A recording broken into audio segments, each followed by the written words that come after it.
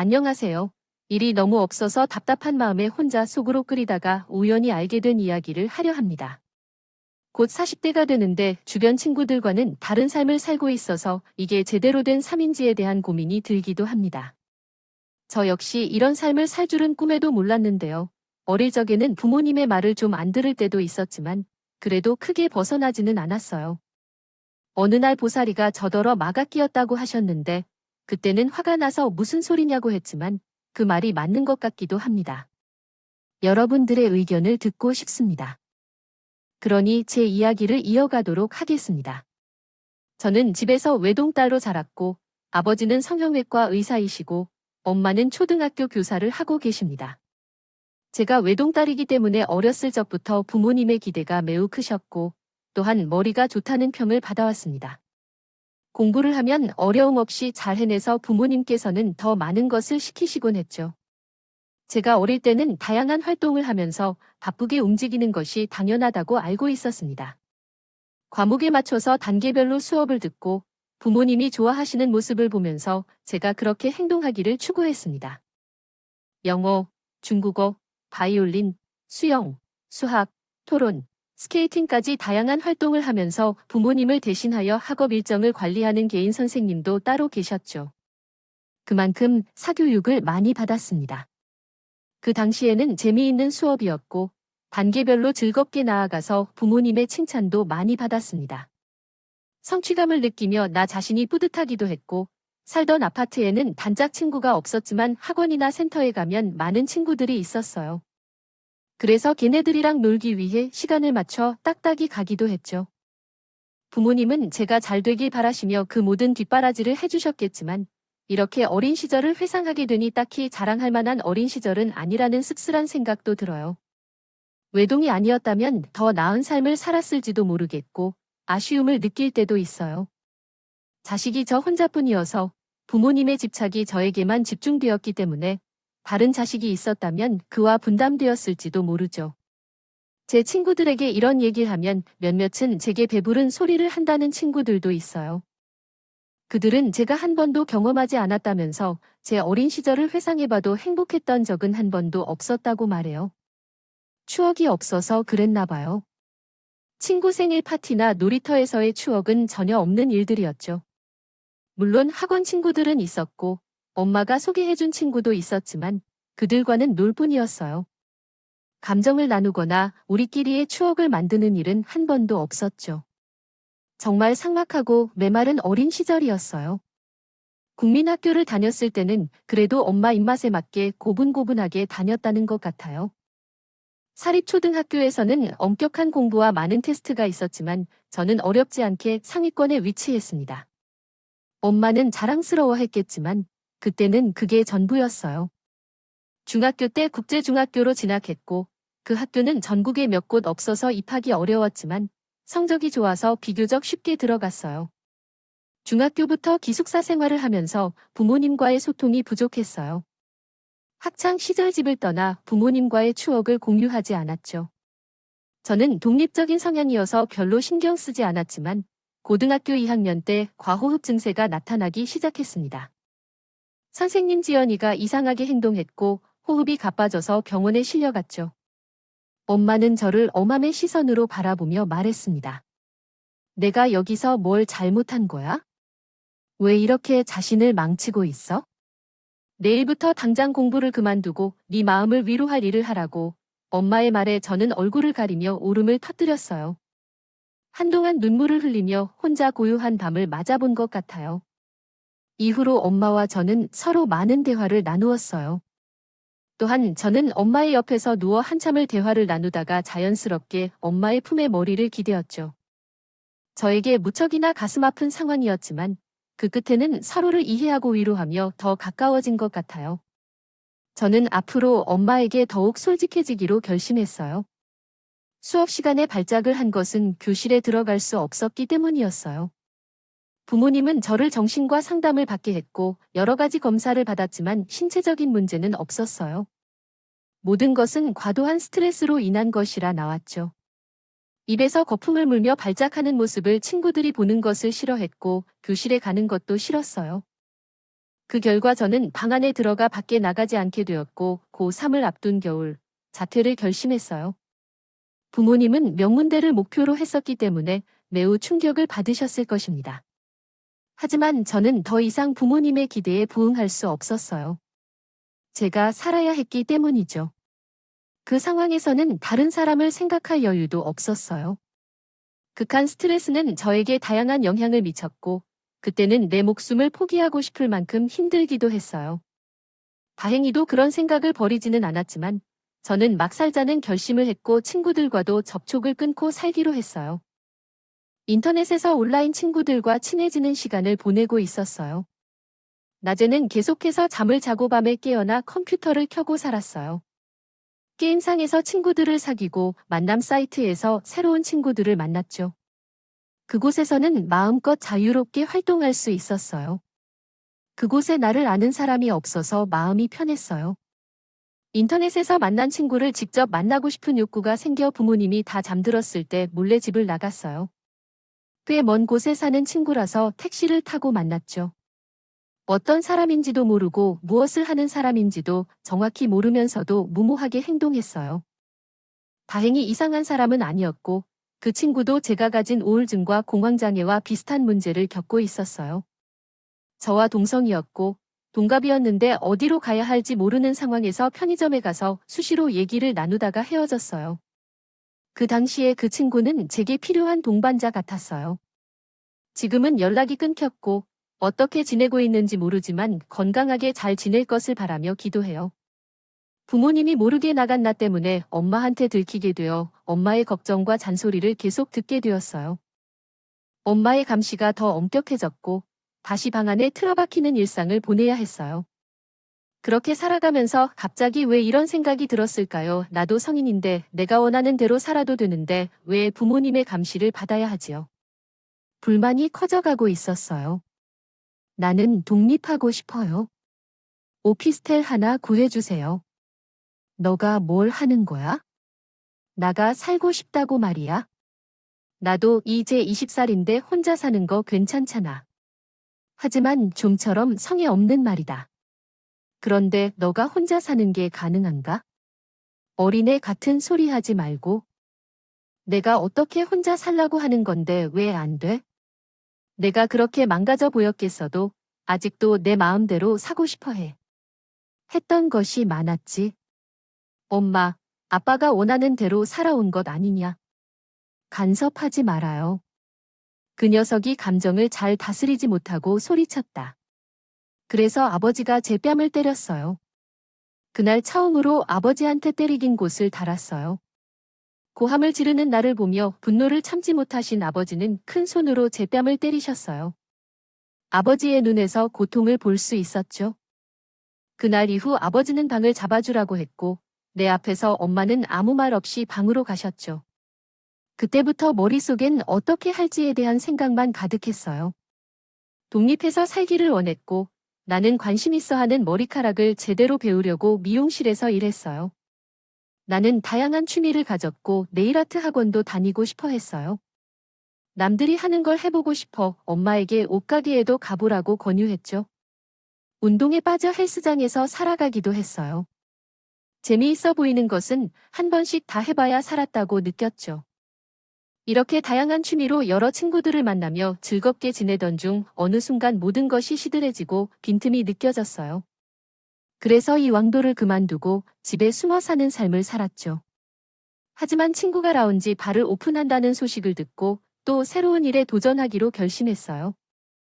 처럼 대화를 나누곤 했어요. 우리 어쩌다 더 열심히 팔면 수익도 크게 나면서 신선하게 나눠 먹게 됐거든요. 얘기하는 동안에 재밌고 웃긴 이야기도 많이 나눠 기억되고 그랬는데 네 번째 만날 때면 맥주를 우겨 마시려 했어요. 맥주 중독은 단지 조금 넘어가면 나쁜 습관으로 남을 들게 되게 해서요. 제가 장사해 결점은 모든 반복이 너무 싫다는 것이었어요. 계속해서 나누면 지치지 않고 같이 하는 그 통은 지저분해질 것이 뻔하고요. 좋은 친구 관계에서 불협화풍원력이 나타나면 그때는 이야기 그만해야 하는 것이랑 비슷하다고 생각했어요. 한편 점점 걱정이 커졌을 때 우리 더는 친구 관계였기 때문입니다. 역시 그저 맛있는 술 한 잔으로 시작했던 친구 관계가 4번째 장으로 이어질까요? 그래서 남자 1호에게 남아있다고 사풀하는 것은 쉽게 거부되기 어렵겠죠. 아직은 동료들 사이에서 볼 수 있도록 해봐야겠어요. 왜 토크를 중단하게 될까요? 저도 이미 진수가 되기 싫었기 때문이었어요. 형편이 반전되지 않고 맥주가 계속되기 쉬운 이야기 능력을 위해 꼭 출처이를 여지로도 모두 사랑해주길 바랍니다. 이렇게 다양한 취미로 여러 친구들을 만나며 즐겁게 지내던 중 어느 순간 모든 것이 시들해지고 빈틈이 느껴졌어요. 그래서 이 왕도를 그만두고 집에 숨어 사는 삶을 살았죠. 하지만 친구가 라운지 바를 오픈한다는 소식을 듣고 또 새로운 일에 도전하기로 결심했어요. 제가 많이 바빠서 자리를 비웠을 때도 남자친구는 기다려주는 모습을 보여줬어요. 저도 여성이지만 그 남자가 저를 좋아한다면 왜 관심을 받지 않을까요? 제가 호감을 갖고 있다면 충분히 100%일 거예요. 얼마 지나서 그 남자가 사귀자고 고백을 했어요. 나쁘지 않아서 우리는 연인이 되었어요. 사귀는 동안 가게 일에 바쳐 도와줬어요. 밖에서 만나지 않고 거의 모든 데이트는 가게에서 이루어졌어요. 어쩌다 우리만의 시간을 꺼내 데이트를 하는 순간 얼마나 고마워할지 몰랐어요. 그 친구는 저를 좋아하고 진심으로 죽겠다고 했어요. 우리가 결혼하자는 제안이 나왔을 때 나는 뭐랄까? 그저 너를 좋아하기 때문에 같이 가게를 운영해보자는 것도 좋았고 내가 하고 싶은 대로 다 할 것이라고 했어요. 당연히 진심이야. 남자가 제게 호감 표현하는 모습을 보니 기쁘었어요. 그때 제 나이는 20대 중반이었는데 친구들은 대학에서 해외 어학연수를 다녀오고 있었을 때 저는 술집 사장과 결혼 계획을 세우고 있었어요. 그 남자는 제 배경이나 이력을 몰랐어도 그냥 나를 좋아하고 결혼하고 싶어 했어요. 그 부분이 저에게 마음에 들었고 충동적으로 결혼을 결정했어요. 부모님께. 저는 그때 이야기할 생각도 없었습니다. 그 순간 제 반항심이 여전히 높았기 때문에 내가 원하는 대로 살고 싶었어요. 그래서 우리 둘은 작은 웨딩을 계획하고 결혼하기로 했고 친구도 동의했죠. 우리는 양가에 아무것도 말하지 않고 결혼식을 준비했어요. 이 이야기를 들으면 당황할 거예요. 아마도 우리 딸이 없어서 다행하다고 생각할지도 몰라요. 많이 방황했지만 그 당시에는 그게 맞다고 생각해 죄책감도 없었어요. 그냥 행복하고 싶은 마음만으로 어리석게 움직였죠. 결론적으로 결혼하지 못했어요. 왜냐하면 그 사람이 양다리를 걸친 거였거든요. 너밖에 모르겠다고 말했는데 결국 고등학생과 사귀고 있었어요. 모텔에서 나오다가 걸리자 그 사람이 저를 혼란스럽게 했죠. 어디서 나오는 거야? 누구랑 잤어? 라고 물었어요. 아니요, 이 사람이 제 여자친구예요 라고 대답하니 그 사람은 화를 내며 얘기했죠. 그리고 내가 결혼할 여자야. 양다리 건넌 거 봐. 라고 말했습니다. 하지만 그게 아니었죠. 이건 아니야. 원아야 이거 좀 놓고 진지하게 얘기하자. 라고 소리쳤죠. 나중 피해자는 제 가까운 친구들과 함께 심리적 폭행에 대해 대화하고 가해자를 세웠다. 그리고 가해자는 소년에게 마지막으로 무릎을 꿇고 사과했다. 소년은 그럴 수 없었다. 결국 소년은 가해자에게 한 대를 보내고 소녀에게 자신의 감정을 털어놓았다. 하지만 소년은 소년과의 결혼 생각에 대한 끔찍한 현실에 부딪혀 우울해졌다. 결국 소년은 소년을 떠나기로 결정했다. 그리고 소년에게 이별을 선언했다. 기분이 나빠지면 경찰서에 신고할 수도 있어. 내가 경찰청에 아는 형사가 있단다. 수갑 차기 싫으면 내 눈에도 보이지 말게. 알겠지? 다시는 나타나지 마. 미안해. 제발 얼른 가. 고마워. 얼마나 쓸모없이 행동하는 건지 알아? 키도 못하고 굽실거리며 나가는 게 얼마나 부끄러워. 참 우스럽다고 생각해. 사람들은 마음가짐에 따라 얼마나 다르게 보이는지. 결혼할 때 절대 멋있어 보였지. 하지만 그 사람이 얼마나 비겁쟁이인지 알고 나니 정말 실망했어. 남자 1호한테 배신당하고 그냥 가게에서 일에만 전념했어. 술집 운영하다 보니 좀 갑질하려는 남자들도 있었지만 나는 그런 건 허락 안 했어. 어릴 때 술집 사장을 했더니 젊은이들이 데려가려고 하더군. 몇 년 가게를 운영했지만 손님이 줄어들어서 매각했어.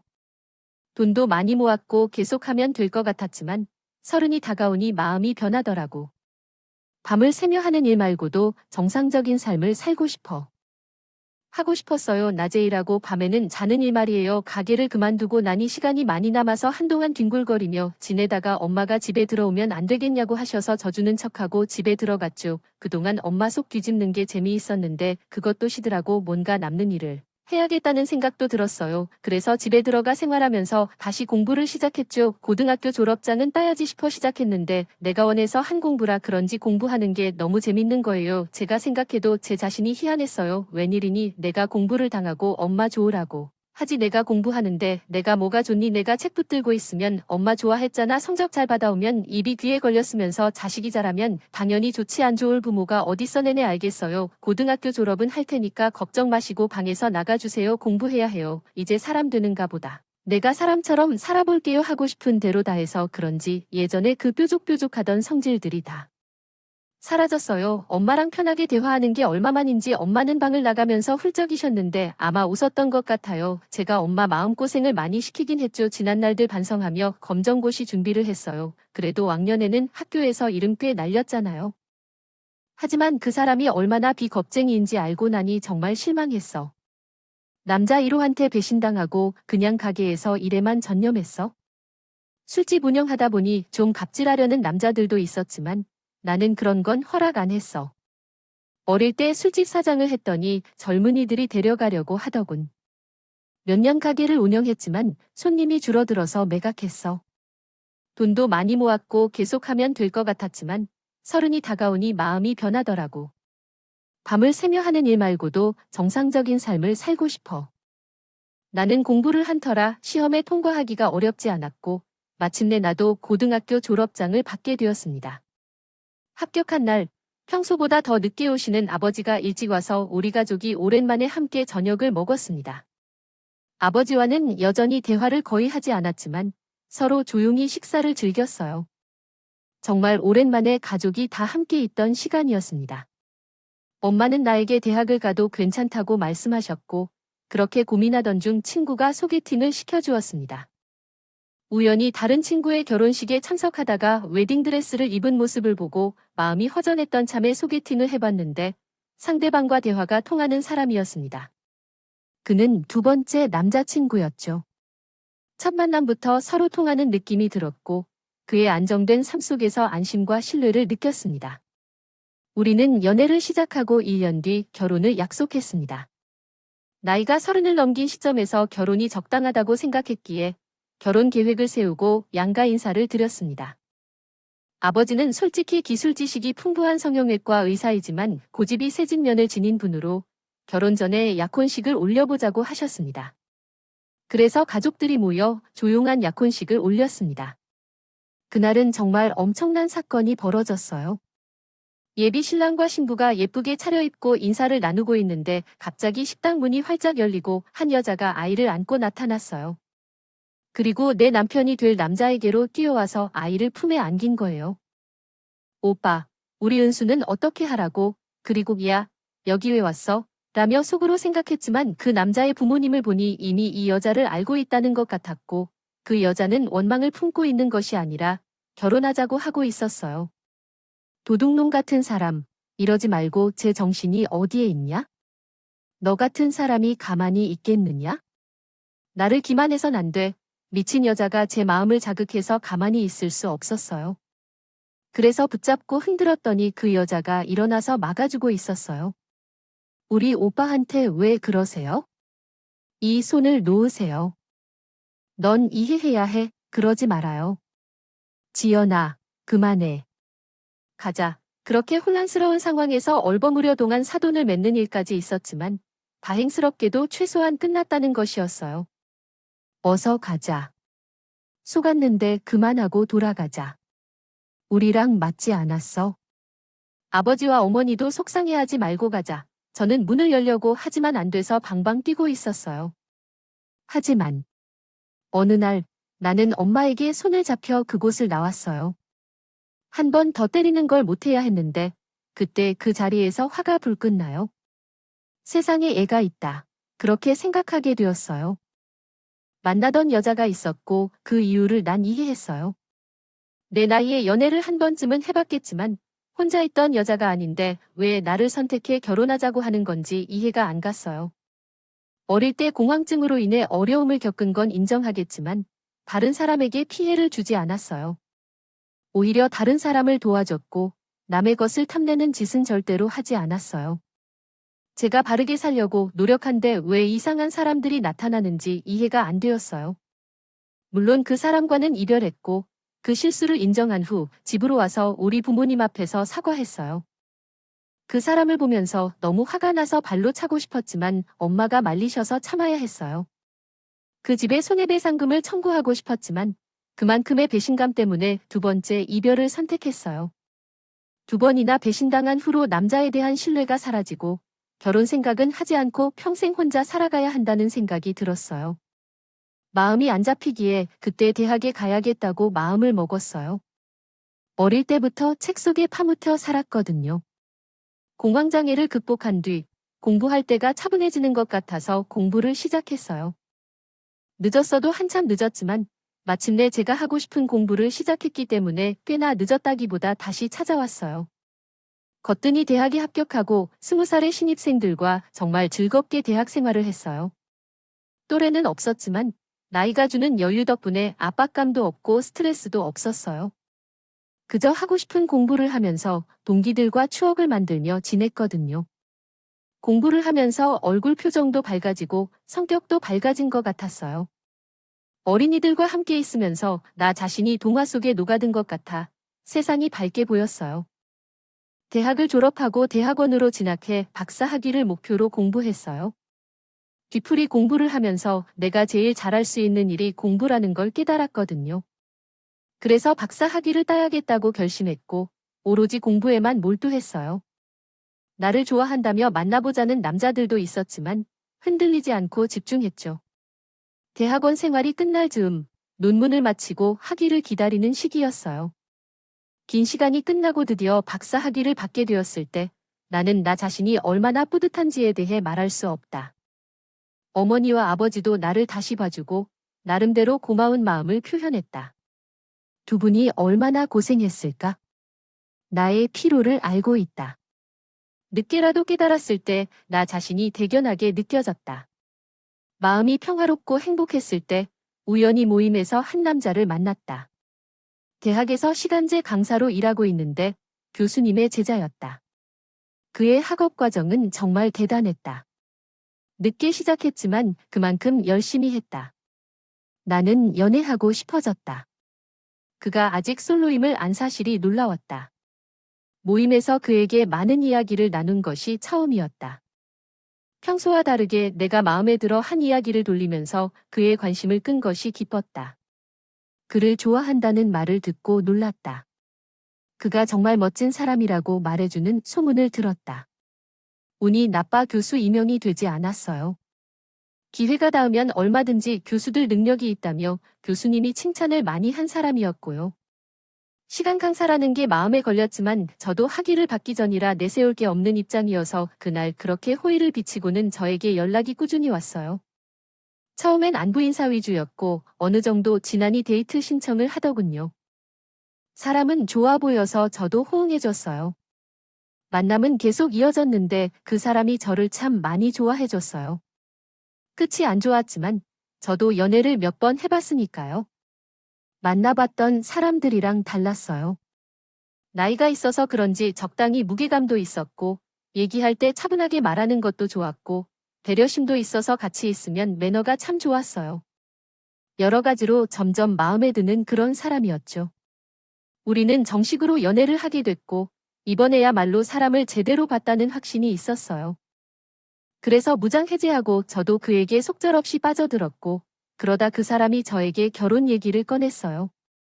두 번의 트라우마가 있었지만 이 사람에 대한 확신이 이번에는 믿어도 된다고 소리쳤어요. 그래서 결혼을 하기로 했죠. 저희 집에 먼저 인사를 하기 전에 제가 먼저 어머님이 지방에 계셔서 차로 2시간 가까이 가야 했어요. 어머님께 잘 보이고 싶어서 선물도 가지고 갔는데요. 준비하고 예쁘게 단장해서 찾아뵙는데 첫인상이 아주 장난이 아니었죠. 어머님은 풍채가 좋은 분이셨는데 마치 곰이 한 마리 앉아있는 그런 위압감이 느껴지는 분이었어요. 호리호리한 체격인 그 사람과 모자지간이라는 게 안 믿길 정도로 분위기가 달랐어요. 어머님을 보면서 이번에는 사기 같은 건 안 당하겠다 싶은 생각이 들었어요. 이런 사람의 아들이라면 몰래 숨겨둔 자식은 없을 것 같더라고요. 무뚝뚝한 성격의 말씀을 많이 안 하셨지만 우리 결혼을 허락하셨고 다음으로 저희 부모님께 인사를 갔어요. 저희 부모님도 그 사람을 보고는 마음에 드셨는지 바로 결혼 승낙을 해주셨어요. 이후 상견례도 무사히 치르고 결혼식 준비에 바로 들어갔죠. 신혼집도 구하고 혼수도 준비하고 웨딩드레스도 고르면서 결혼식 준비를 해나갔어요. 저도 제가 결혼을 한다는 게 실감이 나지 않았는데 엄마는 훈수 고르면서 벌써 눈물을 글썽이셨죠. 엄마 왜 울고 그래 몰라 그냥 눈물이 나서 내가 결혼한다니 언제 시간이 이렇게 흘렀나 싶고 내가 그동안 맘고생 많이 시켰죠. 아니야 안 그랬어. 아니긴 내가 더 잘 아는데 너도 힘들었잖아. 우리 때문에 엄마가 욕심이 과했어. 그때 정말 미안했어. 지연아 아니야 나 잘 되라고 하신 건데 뭐. 그땐 원망스러웠는데 이제는 알아 우리. 꼬맹이의 연성장했네요. 어른 됐어요. 내일 모레 저도 40인데 그래요. 결혼해서 행복하게 살고 싸우지 말고 노력할게요. 그리고 나도 시집가도 집에 매일 갈 거예요. 그저께 차주에 놀러와 엄마의 눈물을 보면서 저도 눈물이 흘렀어요. 고등학교 때 학교를 때려친 이후에 엄마가 저 때문에 얼마나 많이 울었는지 나는 몰랐었는데 그때는 그 눈물을 보면서 아무 느낌이 들지 않았어요. 그런데 40살에서 이제서야 엄마의 눈물이 제 가슴에 와닿았어요. 어린 시절처럼 속 썩여서 흘리는 것이 아니라 좋은 일을 앞두고 흘리는 눈물이었음에도 가슴이 아팠어요. 지금은 엄마를 힘들게 하지 말아야겠다. 결혼하고 나면 정말 행복한 집안이 돼서 엄마를 웃게 해드려야겠어요. 그렇게 생각하고 있어요. 그리고 이 남자라면 저를 도와주리라고 확신이 들었고요. 결혼 준비를 시작했고 결혼식 한 달 전 어느 날 예비 시어머니가 찾아오셨어요. 패밀리를 직접 맞춰주고 싶어서 오신 거였어요. 어머님께서 해주고 싶다고 하셔서 기꺼이 나갔는데 그분은 강의가 있어서 함께 가지 못했고 어머님과 둘이 주얼리샵으로 이동했어요. 결제하고 다음 달에 들어갈 집가구랑 가전제품도 다 산 거예요. 살림도 다 준비했어요. 그렇군요. 멀리 있어서 도와주지 못해 미안하다 싶어요. 아닙니다. 지연아 아니야 나 잘 되라고 하신 건데 뭐. 그땐 원망스러웠는데 이제는 알아 우리. 그냥 다 보고 싶으면 저에게 말해주세요. 구르게 된 거야? 순식간에 난장판이 됐어. 밖에서 사람들이 소리 지르는 걸 들었어. 어머님께서 통증을 느끼시는지 신음소리가 들리고 곧 정신을 잃으셨어. 응급차와 경찰차가 요란한 소리를 내며 도착했어. 어머님과 나는 구조됐는데 어머님은 여전히 정신을 잃은 채였어. 너무 무서웠어. 급하게 응급차를 타고 응급실로 이동했고 병원에 도착하니 의사들이